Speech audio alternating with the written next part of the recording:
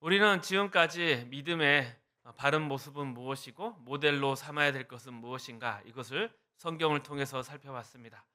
먼저는 선인이나 악인이나 넉넉한 아량과 은혜를 베푸신 하나님을 닮자, 하나님의 자녀로서 하나님 아버지를 닮자, 이런 말씀을 나누었었고, 또 예수 그리스도를 보면서 헌신과 자기 비움의 사랑을 담자라고 했습니다. 그리고 지난 시간은 이제 그러한 성경 속의 인물로서 사도 바울에 대한 이야기를 했습니다. 사도 바울의 지난 시간의 내용 중에 크게 두 가지는 무엇이냐? 첫째는 하나님을 사랑하며 하나님을 위해 사는 것이었습니다. 그 내용으로서 빌립보 교회에 보낸 편지였습니다. 자신이 로마의 그 감옥에 갇히게 되어서 나를 시기하나 나를 좋아하나 복음이 더 흥황하게 전파되고 감옥 안에서도 전파되기에 나는 괜찮다. 그래서 내가 어찌되었건 하나님의 복음을 위해서 나는 이 길을 가야겠다. 이러한 하나님 사랑의 내용을 살펴보았고, 또 한 가지는 로마서나 고린도 전서에 나왔던 음식의 논쟁을 살펴보면서 나는 신앙이 약한 자들을 위해서 남의 유익을 위해서 내 자유를 제한하겠다. 그래서 남의 유익을 위해 사는 신앙의 실력을 쌓자, 이런 내용을 살펴보았습니다. 오늘 또 계속해서 바울의 믿음에 대해서 좀 더 이야기를 나누고자 합니다. 오늘 말씀에 의하면 믿는 자와 믿지 않는 자, 그의 근본적인 차이는 믿는 자는 이제 더 이상 자신을 위해 살지 않는다는 것입니다. 오직 주님을 위해 산다는 것입니다. 하지만 이 주님을 위해 산다, 이것은 참 쉽지가 않습니다. 우리는 그저 주님을 위해 산다는 것이 열심을 내야지, 주님을 위해 뭔가 해드려야지, 이렇게만 생각하고 있습니다. 그래서 성경이 주님을 위해 산다, 이것에 대한 깊은 성경의 내용과 또 바른 내용이 무엇인지 정확히 이해하지 못하거나, 아니면 그 중에서 몇 가지 행동으로서 나는 주님을 위해 산다, 이렇게 착각하거나 스스로 속이는 경우가 많습니다. 본문 말씀에 자기를 위하여 사는 자가 없고 살아도 주를 위하여 산다, 죽어도 주를 위하여 죽는다는, 이것은 뭔가 비장함에 대한 이야기가 아닙니다. 뭔가 순교에 급박한 현장에서 자신의 목숨을 내놓으면서 하는 그런 고백이 아닙니다. 이 표현의 내용이라 하면 이런 것입니다. 내가 드디어 내 이기심이나 우월감을 내려놓게 되었다. 그리고 이제 내 인생, 나를 통해서 예수님이 구원자인 것이 드러나기를 원한다. 그리고 또 이 예수 그리스도를 통해서 나오는 은혜와 구원, 그리고 생명과 진리를 다른 사람과 나누기를 원한다, 이런 뜻입니다. 그래서 이러한 모든 일을 위해서 내 스스로를 예수님께 복종시킨다, 이런 뜻을 담고 있는 것입니다. 이런 일이 있었습니다. 주일학교를 맡았을 때인데 열심히 신앙 생활을 하는 주일학교 청년 선생님이 있었습니다. 이런 청년 선생님께 누군가 공격을 했습니다. 내가 지금 열심을 내는 것은 주님을 위한 봉사가 아닌 것 같아. 그저 잘난 척하는 것이고 교만한 것이다. 너의 열심은 결국 자기 증명이다. 그러자 이 말을 들은 이 청년 선생님의 마음속에 갈등이 생겼습니다. 물론 우리가 신앙과 열심을 빙자해서 자신을 드러내는 것에 대해서는 우리가 조심해야겠지만, 근데 제가 보기에는 이 청년 선생님은 정당한 열심을 내고 있다 생각이 되었습니다. 그래서 이런 말을 해 주었습니다. 그래, 교만해서 하나님이 차라리 이익을 본다면 차라리 교만한 게 낫지 않겠는가? 당신의 우선순위는 무엇입니까? 신앙의 내용이나 하나님이 이렇게 드러나는 것이 우선순위인가? 아니면 그저 내 자신이 겸손하고 결백하다는 것을 주변에 인정받기를 원하는가? 어느 것이 우선인가? 이렇게 이야기를 해주었더니 다행히 그 청년은 시험에서 벗어났습니다. 지금 말씀드리고 싶은 이야기는 주님을 위한다는 것이 무슨 뜻인가? 이 내용입니다. 이것은 그저 나는 저렇지 않아. 이게 신앙의 정답이 아니라는 것입니다. 그건 분명히 우리가 조심해야 될 외식과 가면, 거짓에 대한 경계이지만 그렇다고 아무것도 하지 말자는 뜻이 아닙니다. 여기서 말하는 바울의 우리가 살아도 주를 위하여 살고 죽어도 주를 위하여 죽는다. 이 고백과 또 9절에 이를 위하여 그리스도께서 죽었다가 다시 살아나셨다.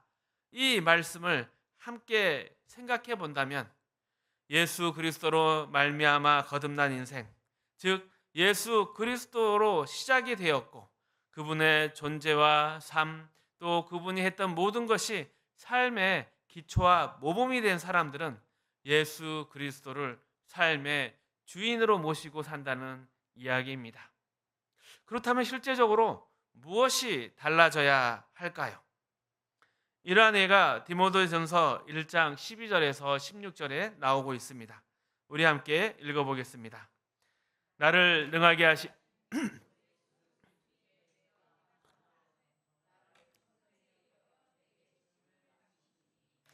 내가 전에는 비방자요 박해자요 폭행자였으나 도리어 긍휼을 입은 것은 내가 믿지 아니한 때 알지 못하고 행하였음이라.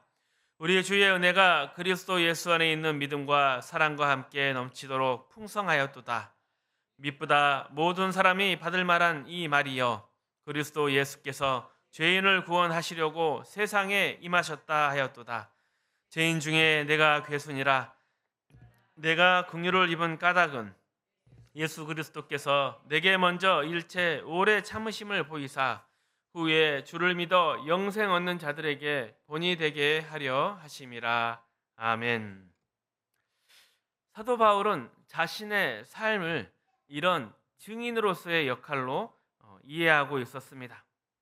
우리가 보통 사도 바울의 위대한 삶에 대해서 칭찬하고 부러워하면서 그가 이렇게 위대한 사도로 된 것이 뭔가 그가 가진 조건 때문이지 않을까 생각하는 경우가 많습니다. 사도 바울이 인류 교육을 받았고 좋은 가문에서 태어났고 또 하나님이 그를 여러 방면에서 잘 훈련시켰다고 즐겨 말합니다. 실제로 그는 베냐민 지파였고 히브리인 중에 히브리였고 율법대로 할례를 받았으며 바리새인 중에 바리새인이라고 스스로 소개하였듯이 애국심과 이스라엘의 민족이 가졌던 신앙에 철저했던 자입니다. 그리고 또 유명한 가말리엘 문화에서 고급 교육을 받았던 사람입니다. 우리는 이런 것들이 바울의 바울됨과 그의 업적의 원인이라 즐겨 이야기를 합니다. 그러나 바울 스스로의 대답은 그렇지가 않습니다. 바울 스스로는 자신을 어떻게 이해했는가? 우리의 생각과는 전혀 다릅니다. 내가 다른 어떤 사람들보다 못났기 때문에 하나님께서 이 일을 시키셨다. 그래서 나를 보는 자들이 바울이 하는 것이면 나도 할 수 있다 하는 것 때문에 나를 부르셨다 이야기하고 있습니다.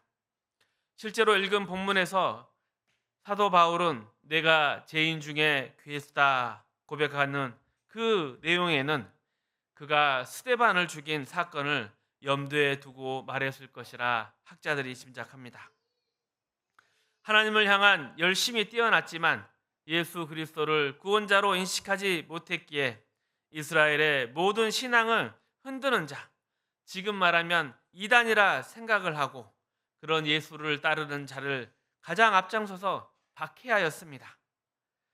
그래서 신약의 하나님 일꾼 중에 가장 뛰어난 묘사를 받는 스데반, 성령이 충만하고 지혜가 충만하며 하나님과 사람 앞에 칭찬을 받는 사람, 또 죽을 때에도 그 얼굴이 천사같이 빛난 스데반을 죽인 것이었습니다.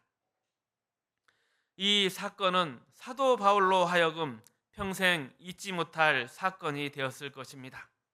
자신이 얼마나 어리석은가, 얼마나 무지했는가 일깨워 줬을 것입니다. 그리고 그가 하나님 앞에 쓰임 받을 때, 나는 준비가 되었다, 나는 유능하다, 이런 생각을 할 수 없게 만드는 뼈아픈 경험이었을 것입니다. 그래서 그는 결코 그래도 나니까 이 일을 하지 이런 생각을 평생 해본 적이 없는 것입니다. 하나님이 나를 부르신 것은 내가 가장 못났기 때문이다. 모든 사람이 나를 보면 희망을 갖도록 부르셨다. 나를 보고 있으면 하나님이 얼마나 은혜로운 분이신가, 전능하신 분이신가 알 수 있도록 이 못난 나를 부르셨다 고백하고 있는 것입니다. 종종 우리는 이렇게 이야기를 합니다. 나 아니면 우리 교회가 안 되지. 우리 교회에서 나 모르면 간첩이다. 물론 이리 생각할 수 있습니다.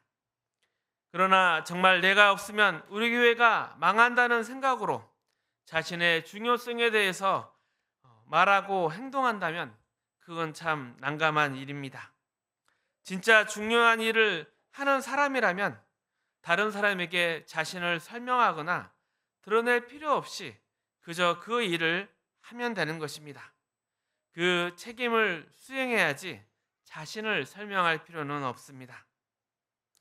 이것이 바울의 마음이었고, 그래서 디모데전서 1장 12절 이하의 결론으로서 17절에 이렇게 고백하고 있는 것입니다. 우리 함께 읽어보겠습니다. 영원하신 왕 곧 썩지 아니하고 보이지 아니하고 홀로 하나이신 하나님께 존귀와 영광이 영원 무궁하도록 있을지어다. 아멘. 하나님께서 이 못난 나 같은 것을 구원하셨습니다. 그리고 나 같은 것을 쓰십니다. 나 같은 것을 통해 일하십니다. 하나님은 과연 하나님다우십니다. 이렇게 말해야 되는 것입니다. 사도 바울은 그의 열심이나 능력, 업적으로 하나님 앞을 가리지 않았습니다. 하나님, 가서 쉬십시오. 이 정도는 제가 하겠습니다. 이런 것이 아니었습니다. 그러나 우리는 자꾸 신앙생활에서 이렇게 됩니다. 이 정도는 제가 처리하겠습니다. 그저 저한테 이야기만 해주십시오. 모두 다 해결하겠습니다. 하나님은 가서 쉬시고 여기는 제가 지키겠습니다. 이런 것이 신앙이 좋은 걸로 착각합니다. 하지만 신앙은 결과가 아니라 과정입니다. 그리고 이런 일을 하는 내가 하나님이 만나셔야 하는 영혼과 하나님 사이에 방해물이 될 수도 있는 것입니다. 하나님이 직접 일하는 게 훨씬 쉽습니다. 그러나 나를 통해 일하시기를 기뻐하십니다. 왜 그렇겠습니까? 우리를 사랑하시기 때문입니다. 하나님께서 나를 쓰시는 것은 나 아니면 그 일이 되지 않기 때문이 아닙니다. 하나님은 나에게 써먹을 내 안에 무언가가 필요하신 분이 아닙니다. 그럼에도 불구하고 나를 쓰십니다. 왜냐하면 나를 사랑하시기 때문입니다. 아버지가 어린 자식과 함께 강아지의 집을 지어줍니다. 물론 혼자서 지으면 훨씬 빠르고 일도 잘 되죠. 어린 자식은 방해만 되고 집 모양도 엉성해지기 마련입니다. 그런데도 같이 일을 합니다. 왜 그럴까요? 자식을 사랑해서 자식에게 이 일을 통해서 자신감과 성취감을 주기를 원하는 것이고, 이 집을 짓는 것보다 자식이 더 중요하게 여기고 있다는 것을 확인시켜 주기 위해서입니다. 우리가 하나님 앞에 도움이 된 것이 무엇이 있습니까?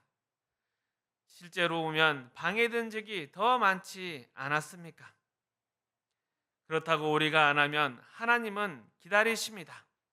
우리가 돌아올 때까지 기다리시고 항복할 때까지 기다리시며 우리가 나와서 하나님 앞에 무릎 꿇어 순종할 때까지 기다려 주십니다. 우리 손을 붙잡고 함께 일하기를 좋아하십니다. 그때 우리가 하는 말은 돌아온 탕자의 고백과 같은 것이 아니겠습니까?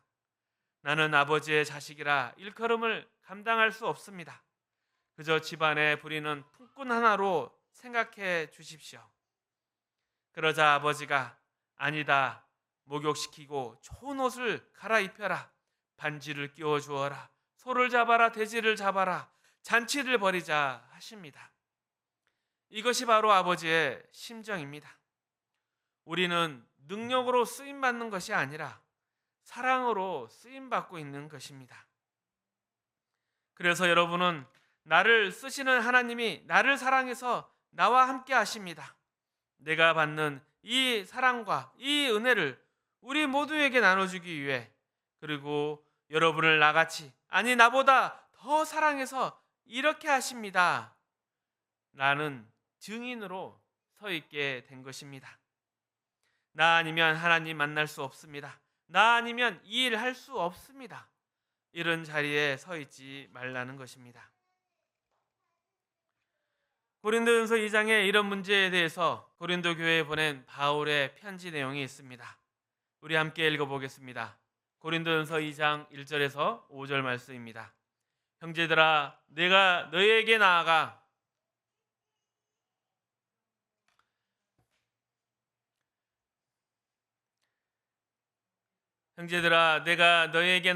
하나님의 증거를 전할 때 말과 지혜의 아름다운 것으로 아니하였나니, 내가 너희 중에서 예수 그리스도와 그가 십자가에 못 박힌 것 외에는 아무것도 알지 아니하기로 작정하였음이라. 내가 너희 가운데 거할 때 약하고 두려워하고 심히 떨었노라. 내 말과 내 전도함이 설득력 있는 지혜의 말로 하지 아니하고, 다만 성령의 나타나심과 능력으로 하여 너희 믿음이 사람의 지혜에 있지 아니하고 다만 하나님의 능력에 있게 하려 하였노라. 아멘. 바울의 고백이 참 재미있습니다. 고린도 교회 교인들은 자신들이 똑똑해서 기독교 신앙을 이해하고 받아들였다 믿는 사람들이었습니다. 그래서 그들의 자랑을 바울이 꾸중하고 있는 것입니다. 내가 너희에게 복음을 전할 때 제일 걱정했던 것이 무엇인지 아느냐? 너희가 똑똑하고 너희가 똑똑하다, 이것이 결론이 될까봐 제일 걱정했다. 내가 전하는 이 예수는 사상이나 철학이 아니다. 윤리나 도덕이 아니고 구원이며 생명이다. 이것은 십자가 외에는 방법이 없으며 십자가를 통한 하나님의 구원의 능력과 은혜가 없이는 이루어지지 않는 것이다. 너희가 똑똑하고 잘나서 얻은 것이 아니라 너희는 십자가와 하나님의 은혜로 그 능력으로 구원함을 얻은 것이지 결코 너희의 생각대로 얻은 것이 아니다. 너희에게는 이 일을 깨닫거나 이 구원을 받아들이는 일에 너희 안에 무슨 조건과 원인이 없느니라. 너희는 자랑하지 말라. 너희는 왜 다른 사람과 너희가 다른 종족인 것처럼 이야기를 하느냐? 너희가 나한테 배웠음에도 왜 그렇게 하느냐? 책망하는 것입니다. 그런데 우리도 이 문제에 제일 실수를 많이 합니다. 우리가 하나님을 위하는 자요, 하나님의 일을 대신하는 자요, 하나님 없이 하나님의 일을 할 수 있는 것 같이 생각해서 나 없으면 안 된다, 이것을 가장 많이 확인하고 싶어 합니다. 우리가 잘함으로써 잘 되는 하나님의 일은 없습니다. 하나님이 우리를 통해 일하시는 것은 언제나 우리가 하나님의 은혜를 구할 때요, 하나님 앞에 엎드렸을 때, 그분의 손에 붙들렸을 때 이러한 일들이 일어나게 되는 것입니다.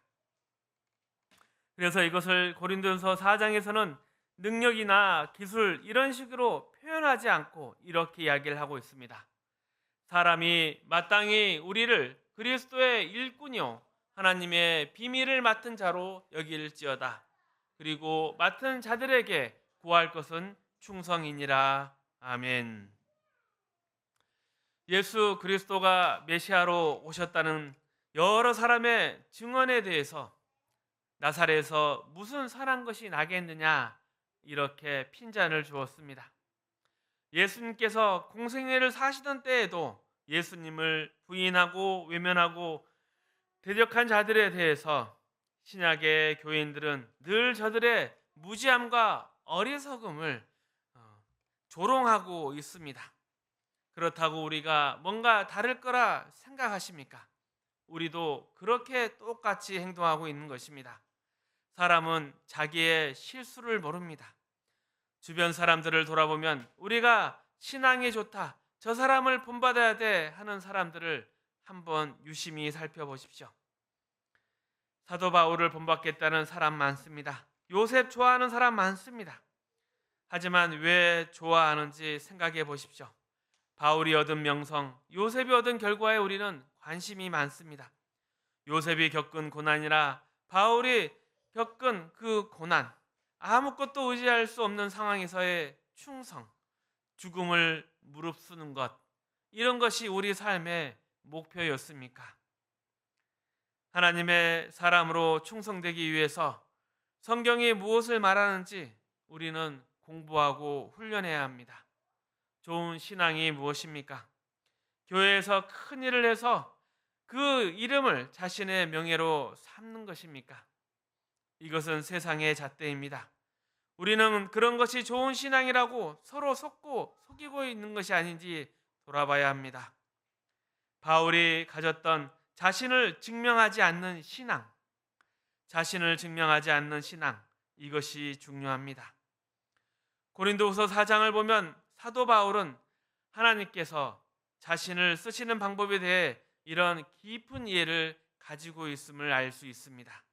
이 핵심을 꼭 붙드시기를 바랍니다. 고린도후서 4장 7절에서 12절 말씀입니다. 함께 읽어보겠습니다. 우리가 이 보배를 고린도후서 4장 7절에서 12절까지 말씀입니다. 우리가 이 보배를 질그릇에 가졌으니 이는 심히 큰 능력은 하나님께 있고 우리에게 있지 아니함을 알게 하려 함이라. 우리가 사방으로 우겨쌈을 당하여도 쌓이지 아니하며 답답한 일을 당하여도 낙심하지 아니하며 박해를 받아도 버림바 되지 아니하며 거꾸림을 당하여도 망하지 아니하고 우리가 항상 예수의 죽음을 몸에 짊어짐은 예수의 생명이 또한 우리 몸에 나타나게 하려 함이라.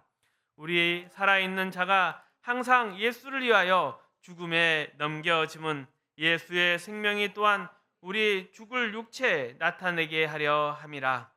그런즉 사망은 우리 안에서 역사하고 생명은 너희 안에서 역사하느니라.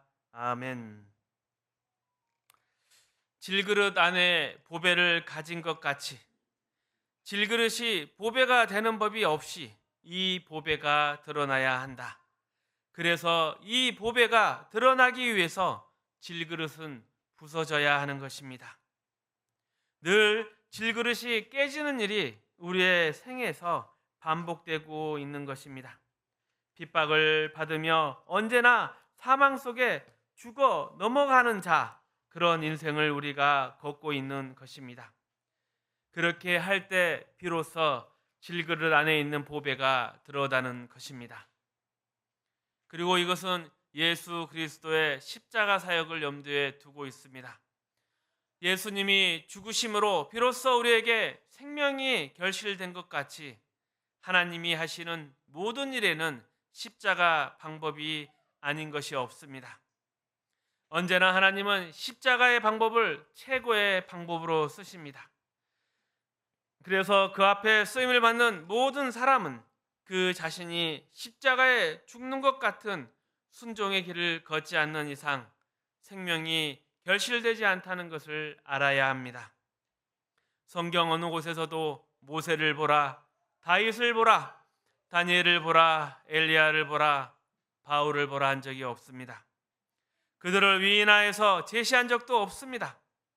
아브라함이 믿은 하나님, 모세가 순종한 하나님, 엘리야가 목숨을 걸고 함께한 하나님, 이렇게 성경에 기록되어 있는 것입니다. 아브라함이나 모세, 엘리야나 다윗, 이런 자들을 부러워하지 말고 그들을 통해 일하신, 그들이 목숨 걸고 함께한 하나님, 그들을 통해 역사하신 그 능력과 은혜와 그 모든 것을 지금도 주시는 하나님께 초점을 두어야 합니다. 여러분의 믿음을 하나님께 두십시오. 믿음이 무엇입니까? 사람 앞에 박수받지 않고 하나님 앞에 칭찬받는 것입니다. 하나님이 무엇을 좋아하십니까? 십자가보다 더 좋아하시는 것이 없습니다. 하나님의 하나님 되심을 십자가로 증명해 내셨습니다. 하나님 앞에 범죄한 우리를 구원하시기 위해서 그 아들을 매달아 죽였습니다. 우리에게 원하시는 신앙의 가장 아름다운 표본이 바로 이 십자가입니다. 예수께서도 직접 말씀하십니다. 아무든지 나를 따라오거든 자기를 부인하고 날마다 제 십자가를 지고 나를 따를 것이니라. 바울이 이 십자가에 인생을 걸었습니다. 그럼 바울에게서 무엇을 본받기를 원하십니까? 우리 중에 누구든지 자기를 위하여 사는 자가 없고 자기를 위하여 죽는 자도 없도다. 우리가 살아도 주를 위하여 살고 죽어도 주를 위하여 죽나니 그러므로 사나 죽으나 우리가 주의 것이로다. 주의 영광이 드러난다는 것이 무엇인지 기억하십시오. 여러분 아니면 하나님이 이 일을 못할 거라 생각하지 마십시오. 여러분이 만나는 사람과 하나님이 직접 만나게 하십시오. 그 앞을 가로막지 마십시오. 하나님이 여러분을 통해 일하는 것에 감사하십시오. 그래서 사도 바울이 디모데전서에서 영원하신 왕, 곧 썩지 아니하고 보이지 아니하고 홀로 하나이신 하나님께 존귀와 영광이 영원 무궁할지어다. 아멘. 이런 고백이 있으시기를 축복합니다.